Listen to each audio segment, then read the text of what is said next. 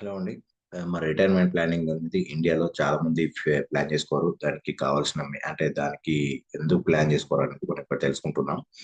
Low priority తీసుకుంటారు చాలా మంది. హై రైజింగ్ లైఫ్ ఎక్స్పెక్టెన్సీ కూడా చాలా పెరుగుతుంది. న్యూక్లియర్ ఫ్యామిలీస్ అంటే మనకు ఇప్పుడు ఒకప్పుడు కంబైన్డ్ ఫ్యామిలీస్ మా ఒక ఇంట్లో పెద్దనాన్న, పెద్దమ్మ, పాప వీళ్ళందరూ కంబైన్డ్ ఫ్యామిలీస్ ఒక 10, 15 మంది ఉండేది. అందులో వాళ్ళ అమ్మ నాన్నని ఒక ఇంట్లో ఈ ఈ మంత్ నువ్వు చూసుకో, ఒక 6 నెలలు నువ్వు చూసుకో, ఒక మా అమ్మ నాన్నని ఈ విధంగా నువ్వు 4 నెలలు చూసుకొని 4 నెలలు చూసుకో అట్లుండేది. ఇప్పుడు అట్లా లేదు. అందరూ ఇద్దరు అన్నదమ్ములు ఉన్నారు. అన్నదమ్ములలో ఒక అన్న, ఒక తమ్ముడు, వాళ్ళకి ఇద్దరు పిల్లలు ఇలా ఉంది ఇప్పుడు nuclear family. High health care cost కూడా పెరిగిపోతున్నాయి. Iniquity and social security. Social security అంటే మనకు ఏదైతే మనకు లివింగ్ కాస్ట్, సో మనకి కమింగ్ టు యూఎస్ లో వచ్చేసరికి ఎస్ఎస్ఐ నెంబర్ ఉంటుంది. ఎస్ఎస్ఐ నెంబర్ లో వాళ్ళకి ఏదైతే ఎర్నింగ్ చేస్తుందో అప్పటి నుంచి 40% అనేది సోషల్ సెక్యూరిటీకి వెళ్ళిపోతుంది. అది US UK and Germany, all the other countries, western countries are taking from the day one already. మన ఇండియాలో ఆ విధంగా లేదు.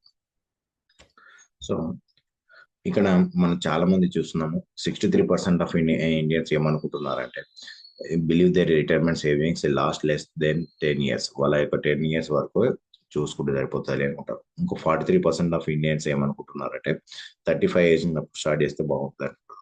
73% ఆఫ్ ఇండియన్స్ ఇంకేమనుకుంటున్నారంటే expect to be the financial independent of family, dependent on family. మన పిల్లలు ఉన్నారు కదా, పిల్లలు చూసుకుంటారులే అనుకుంటారు. 90% పీపుల్ ఏమనుకుంటారు అంటే అరే నేను ముందే స్టార్ట్ చేసుకుంటే అయిపోతుంది కానీ regret not starting savings earlier for retirement.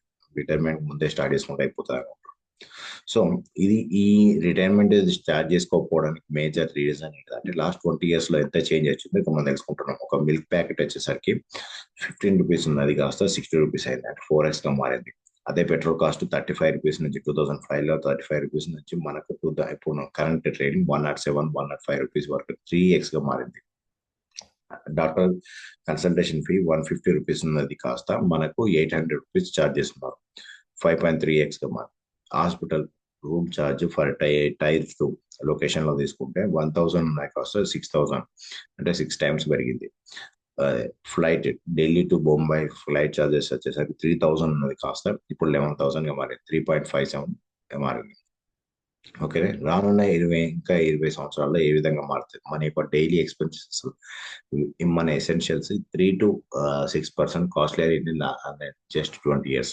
ఓకేనా, అంటే మనకు మిల్క్ ఏదైతే ఉందో 60 రూపీస్, అది 4x రూపాయలు మనం మళ్ళీ ఛార్జ్ చేస్తాం 2045 రూపీస్, 2045లో. పెట్రోల్ 105 ఉంటే 315 రూపీస్కి, కన్సల్టేషన్ 800 ఉంటే 4200, హాస్పిటల్ కాస్ట్ 6000 ఉంటే 36,000 పే చేస్తాం. ఫ్లైట్ టికెట్ ముంబై 11,000 ఉంటే 3.7 అయితే 40,000 పే చేస్తాం. సో మనము ఏ విధంగా మన యొక్క రిటైర్మెంట్ ప్లాన్ చేసుకోవాలి? మన ఒక పర్సన్ 35 ఏజ్ ఉన్నప్పుడు 50,000 ఎక్స్పెండిచర్ అవుతుంది. అతనికి pre and post retirement inflation తీసుకున్న తర్వాత అతని రిటైర్మెంట్ కిట్ 8% అనుకుంటే అతనికి మంత్లీ 2.15 lakhs కావాలి.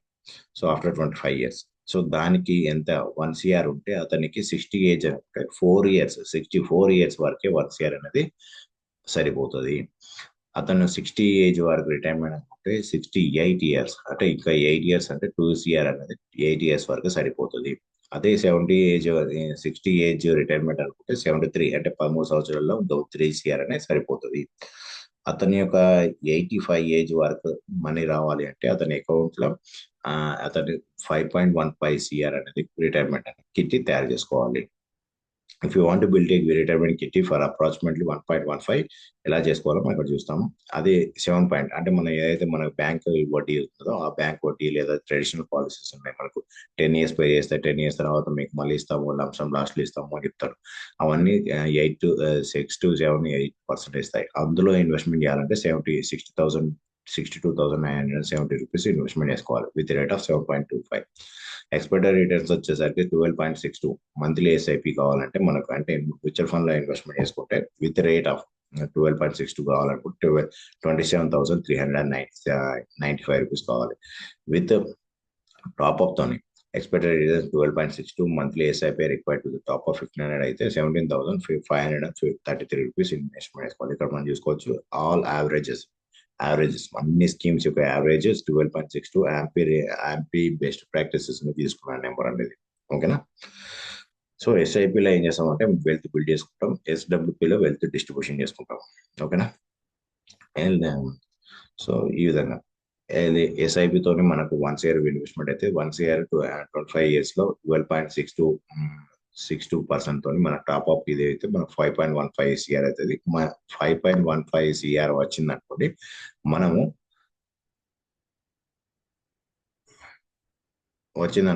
మన ఎవ్రీ మంత్ 2.15 lakhs తీసుకోవచ్చు విత్ రేట్ ఆఫ్ 6% తీసుకోవచ్చు. తీసుకున్నాక కూడా టోటల్ కార్పొరేషన్ టోటల్ విత్డ్రా వచ్చేసరికి మనకు 25 years లో 14 CR మారుతుంది. పోస్ట్ విత్డ్రాలు మనం 1.1 CR విత్డ్రా చేస్తాం. To build invest build wealth and withdraw with sleep చాలా అద్భుతంగా తీసుకోవచ్చు. రిటైర్మెంట్ బనావ్ బెస్ట్ బనావ్.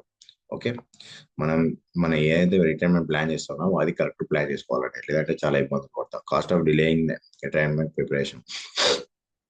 ఓకే, 35 ఏజ్ ఉన్న అతను 40 ఏజ్లో స్టార్ట్ చేద్దాం అనుకుంటే, ఇప్పుడు 35 ఏజ్ ఉన్నప్పుడు మనకు కావాల్సింది 17,533 రావాలి, 533 రూపీస్ కావాలి. అదే 5 years తర్వాత స్టార్ట్ చేద్దాం అనుకుంటే అతనికి 43,080 రూపీస్ కావాలి. 45 ఏజ్, ఎవ్రీ 5 yearsకి అమౌంట్ అనేది డబుల్ అవుతూ ఉంటుంది. ఓకేనా. Delay of 5 years you can increase your SIP 25,547 rupees పెరుగుతుంది. ఓకేనా. 95,000 మనం ఈ 60 ఏజ్కి మనం అనుకుంటే 95,200. అది 50 ఏజ్లో స్టార్ట్ చేయాలంటే 2,17,000. అదే 55 ఏజ్లో స్టార్ట్ చేయాలంటే 6,22,000. రిటైర్మెంట్ बनाओ बेस्ट करो अभी से invest. Okay, thank you so much. Very interesting topics కావాలన్నా కానీ మనకి కాల్ చేయండి, నెంబర్ ఇవ్వండి. మా నెంబర్, ఫోన్ నెంబర్ ఇక్కడ ఉంటాయి. Thank you so much.